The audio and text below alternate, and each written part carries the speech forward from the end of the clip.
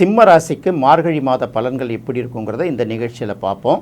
சிம்ம ராசியை பொறுத்தவரை ராசிநாதனான சுக்கிரன் ராசிக்கு 9ஆம் இடத்தில் உச்சம் பெற்று விளங்குகிறார். இது ஒரு வகையில் நல்ல பலனையே கொடுக்கும்.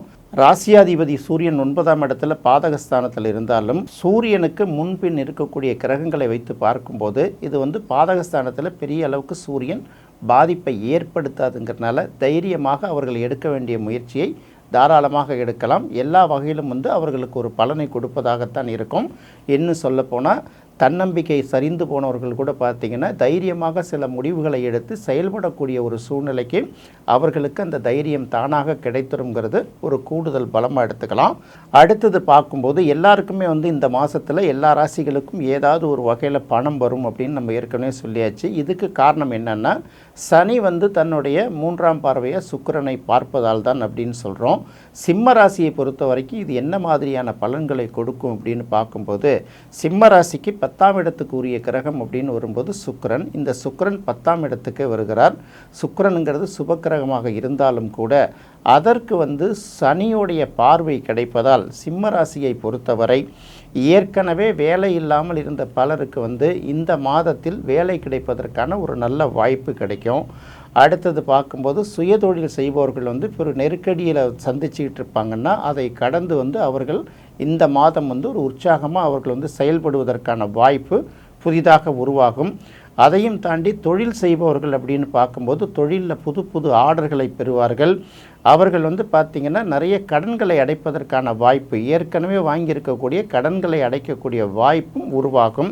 எப்படி பார்த்தாலும் சிம்ம ராசிக்கு 9ஆம் இடத்தில் இருக்கக்கூடிய சூரியனும் 10ஆம் இடத்தில் இருக்கக்கூடிய சுக்கிரனும் நல்ல பலனை கொடுத்தே தீரணும். அதையும் தாண்டி 10ஆம் இடத்தில் இருக்கக்கூடிய சுக்கிரனுக்கு சனியின் பார்வை கிடைப்பதால் செய்யும் தொழிலில் நல்ல வருவாய் கிடைக்கும், லாபம் நிறைய கிடைக்குங்கிறது முக்கியமான பாயிண்ட்டு. அதுக்கு அடுத்தது பார்க்கும்போது தொழில் நேர்த்தியாகவும் அதுக்கப்புறம் தொழிலில் தைரியத்தை கூடி புது புது முடிவுகள் எடுத்தாலும் 11ஆம் இடத்தில் இருக்கக்கூடிய குரு நிச்சயமாக கண்டிப்பாக நல்ல பலனை கொடுத்து தானே ஆகும். அது தொழிலில் ஒரு நல்ல லாபத்தை கொடுக்கும்.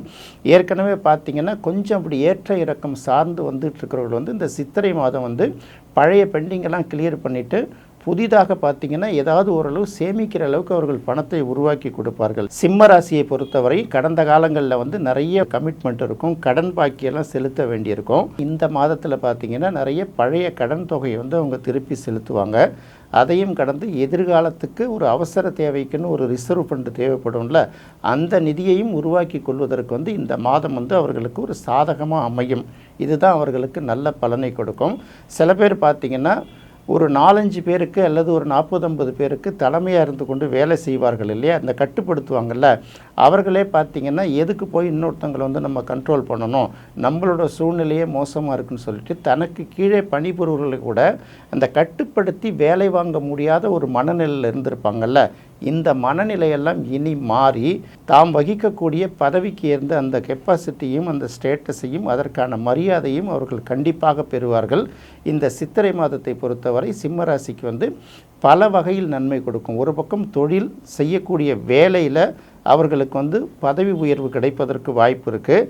அப்படி இல்லாத பட்சத்தில் ஊதிய உயர்வு கிடைக்கும். ரெண்டுமே கிடைக்காட்டி கூட அவர்கள் வேலை செய்கிறாங்கல்ல, அதற்கான அங்கீகாரம் கண்டிப்பாக கிடைக்கும். மேல் அதிகாரிகளாலையும் உயர் அதிகாரிகளாலும் அவர்கள் பாராட்டு பெறுவார்கள்ங்கிறதுனால கடந்த காலங்களைப் போல அல்லாமல் சிம்ம ராசிக்கு இந்த சித்திரை மாதம் ஏதாவது ஒரு வகையில் நல்ல பலன் கண்டிப்பாக கிடைக்குங்கிறத மட்டும் அவர்கள் நம்பிக்கையோடு இருக்கலாம்.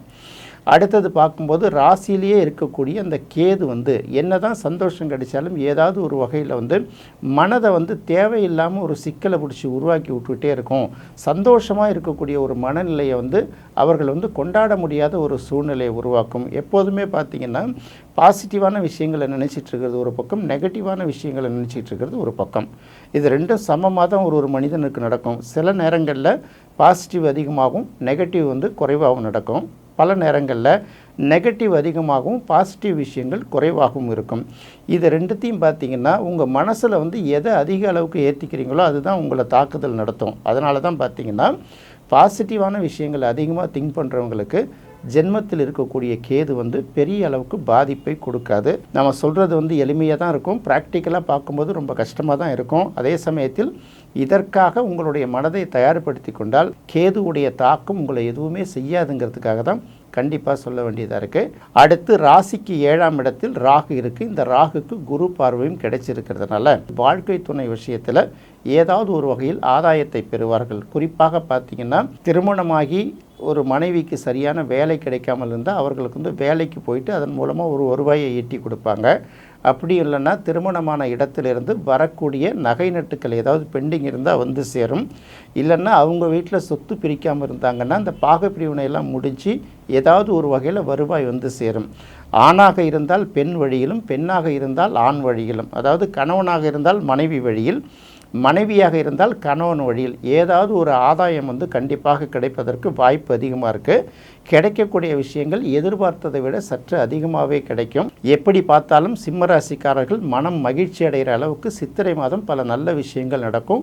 1-2 பாதிப்புகள் வந்தாலும் கூட அதை பெரிதாக மனதில் எடுத்துக்கொள்ளாமல் இந்த பாசிட்டிவான விஷயங்கள் மட்டும் பதிய வச்சுக்கிட்டிங்கன்னா ஒரு நாளுமே நீங்கள் மகிழ்ச்சியாக கடக்க முடியுங்கிறத மட்டும் பார்த்துக்கலாம். அடுத்து பார்த்திங்கன்னா ராசிக்கு 8ஆம் இடத்துல செவ்வாய், சனி, புதன் இந்த 3 உட்கார்ந்துருக்கு. சிம்ம ராசிக்கு 2ஆம் இடத்துக்கும் 11ஆம் இடத்துக்கும் உரிய கிரகம். அதாவது வருவாயையும் கொடுக்கும், லாபத்தையும் கொடுக்கக்கூடிய ஒரு கிரகம் நீச்சமாகி 8ஆம் இடத்துல போய் உட்கார்ந்துருக்கு. இது பார்த்திங்கன்னா அவர்களுக்கு மனசுலையும் முகத்துலையும் பார்த்திங்கன்னா ஒரு மகிழ்ச்சி கண்டிப்பாக இருக்காது. சில பேர் என்ன தான் கஷ்டப்பட்டாலும் சிரித்த முகத்தோடு இருப்பாங்க. சில பேர் என்ன தான் மகிழ்ச்சியாக இருந்தால் கூட முகம் எப்போதும் துக்கமாக இருக்கிற மாதிரியே தெரியும் இல்லையா? இப்போ பார்த்திங்கன்னா மகிழ்ச்சியாக இருக்கிற மாதிரி காட்டிக்கிறதா இல்லை கஷ்டப்படுற மாதிரி காட்டிக்கிறதாங்கிற ஒரு குழப்பத்தில் தான் சிம்மராசிக்காரர்கள் இருப்பாங்க. அதையும் கடந்து அந்த புதனுக்கு பகை கிரகமான செவ்வாயும் கூட இருக்கிறதுனால வருமா வராதா, கிடைக்குமா கிடைக்காதா, இந்த மாதிரி பார்த்திங்கன்னா தன்னம்பிக்கை சற்று குறைவாகத்தான் இருக்கும். 8ஆம் இடத்துல செவ்வாயும் சனியும் சேர்ந்து இருக்கிறதுனால வயிறு சம்பந்தப்பட்ட பிரச்சனைகள் சில பேருக்கு வரும். சிலர் வாகனங்களில் செல்லும்போது ரொம்ப கவனமாக செல்லணும். இதை மட்டும் நீங்கள் கவனம் செலுத்தினா போதுமானது. எப்படி பார்த்தாலும் பார்த்திங்கன்னா 9ஆம் இடத்தில் இருக்கக்கூடிய சூரியன் இந்த மாதம் உங்களுடைய தைரியத்தையும் கம்பீரத்தையும் நீங்கள் வெளிக்காட்டுவதற்கு உதவி செய்வார். 10ஆம் இடத்துல வரக்கூடிய சுக்கிரன் சனியோட பார்வை பெறுவதனால உங்கள் வேலை செய்கிற இடத்துலையோ தொழில் செய்கிற இடத்துலையும் கண்டிப்பாக நீங்கள் ஒரு நல்ல லாபத்தையும் ஒரு நல்ல முன்னேற்றத்தையும் சந்திப்பதற்கு வழிவகுத்து கொடுக்கும்.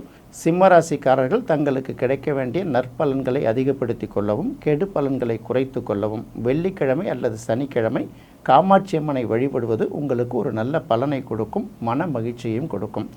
என்ன நேயர்களே, சிம்மராசிக்காரர்களுக்கு சித்திரை மாத பலன்கள் எப்படி இருக்குங்கிறத இந்த நிகழ்ச்சியில் பார்த்தோம். கன்னி ராசிக்காரர்களுக்கு சித்திரை மாத பலன்கள் எப்படி இருக்குங்கிறத அடுத்த நிகழ்ச்சியில் பார்ப்போம். நன்றி, வணக்கம்.